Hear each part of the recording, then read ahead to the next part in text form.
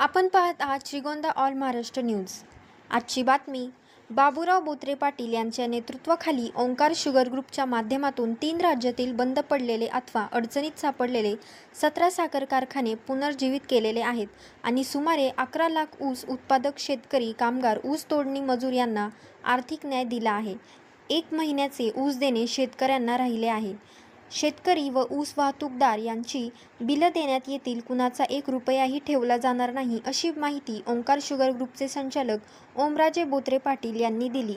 ओमराजे बोत्रे पाटील यांनी दिलेल्या पत्रकात पुढे नमूद केले आहे की महाराष्ट्रात, तेलंगणा, कर्नाटक राज्यातील 17 साखर कारखाने चालवून 75 लाख टन ऊसाचे गाळप केले आहे।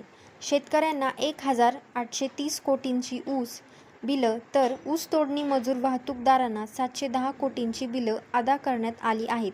तसेच 18,000 साखर कामगारांच्या चुली पुन्हा पेटविण्याचे काम केले आहे। या गाळपात 6,000 कोटींची उलाढाल झाली आहे। ग्रामीण भागातील अर्थकारणाला आकार देण्याचा छोटासा प्रयत्न केला आहे। येत्या हंगामात 21 साखर कारखाने चालवून 1 कोटी टन गाळप करून 7,000 कोटींची उलाढाल करण्यात येणार आहे।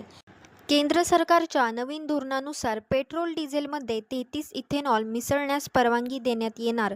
त्यामुळे ओंकारने सर्व मॉलेसेस साठवून ठेवले, यातून सुमारे 600 कोटी मिळणार आहेत।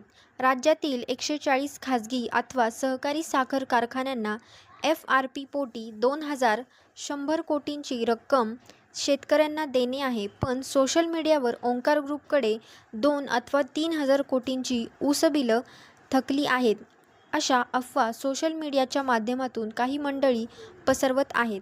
अशा अफवांवर विश्वास ठेवू नये। बाबूराव बोत्रे पाटील